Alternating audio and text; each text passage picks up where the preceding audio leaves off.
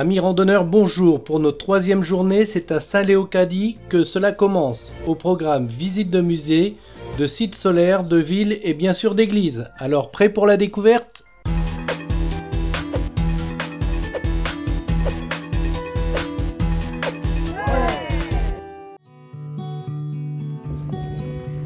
C'est à Saint-Léocadie que nous allons visiter le musée de Cerdagne.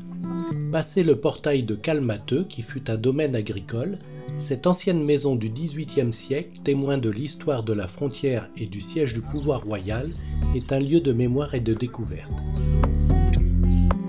L'atout secret du musée est son jardin potager d'altitude. Il est protégé par ses hauts murs d'enceinte et il présente les plantes vivrières et potagères locales dans un écrin de verdure propice à la détente. Cultivé dans le respect de la terre depuis 2003, il fait partie du réseau potager de France.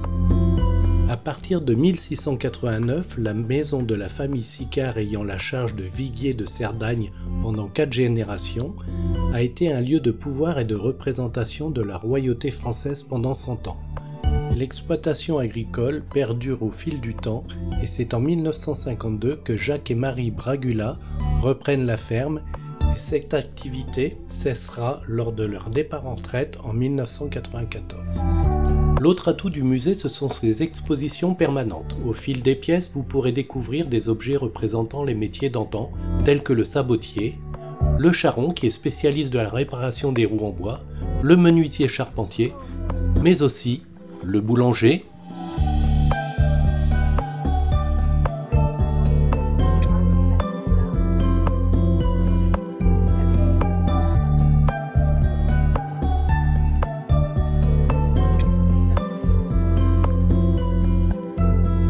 et enfin la salle des labours avec exposé ses vieux jougs pour armer les chevaux, les carrioles à labourer,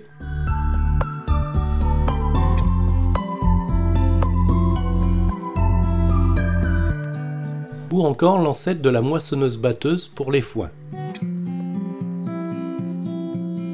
Nous quitterons le musée en direction d'Estavar.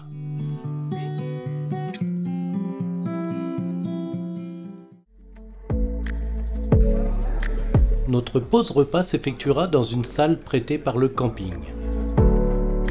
Aussitôt terminé, nous repartons vers Régates. À 2 pas de Foremeux, la commune est dotée d'une église du XVIIe siècle de style roman moderne avec un clocher remanié du XIXe siècle. C'est un édifice à nef unique couverte en berceau brisé terminé par un chevet plat. L'église est construite en gros blocs non taillés de granit avec un chaînage d'angle en pierre taillée. À l'intérieur, on peut voir un retable sculpté de 1754 avec ses décors peints, une chaire à prêcher du XIXe siècle et une croix processionnelle du XVIIe siècle. Juste derrière cette église, nous pouvons apercevoir la tour des Morts. C'est une ancienne tour de guet du 5e siècle située au sommet du village sur un éperon rocheux, dominant ainsi la Cerdagne. Notre parcours de cet après-midi se poursuit sur un site emblématique, Thémis. L'histoire de Thémis solaire remonte aux premières recherches sur l'énergie solaire dans les années 1970. À l'époque, l'idée d'utiliser la puissance du soleil pour produire de l'électricité était encore largement expérimentale. Dans les années qui ont suivi, des installations solaires pilotes ont été mises en place pour explorer les possibilités de cette technologie émergente.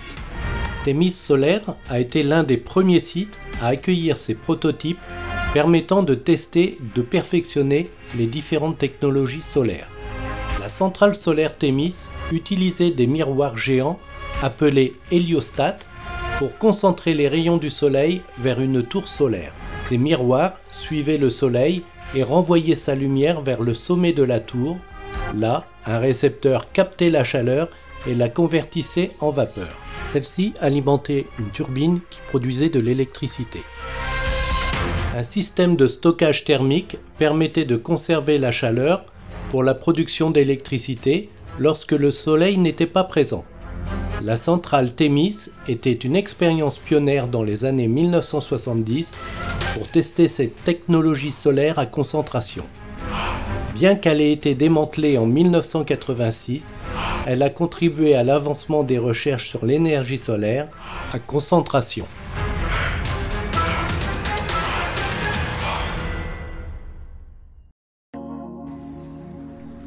Pour terminer cette journée riche en visites, nous passons par Puigcerdà. Dès notre arrivée, nous pouvons admirer un défilé impressionnant de chevaux. Notre promenade débute par le lac, espace tranquille et relaxant, il est possible d'en faire le tour. Quelques cygnes, oies et canards se prélassent sur les bords.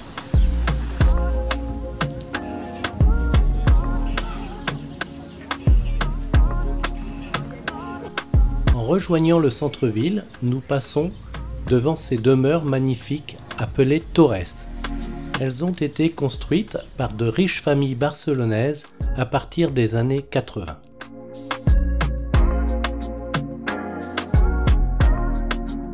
Près du centre-ville, on trouve le théâtre et à quelques encablures, le casino. La place des Héros symbolise le centre de Puigcerdà. C'est ici que l'on peut se restaurer. Grand nombre de restaurants proposent tapas et autres spécialités espagnoles. Au fond de cette place trône le clocher de l'église de Santa Maria. C'est le seul vestige du temple gothique du XIIe siècle qui fut assailli en 1936. La tour surpasse les 30 mètres de hauteur.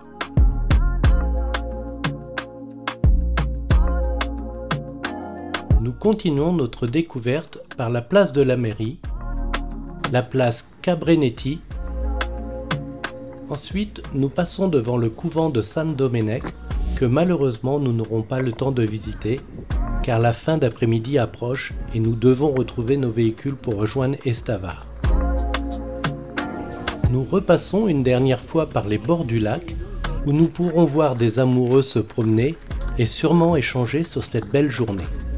À demain pour notre dernière journée en Cerdagne.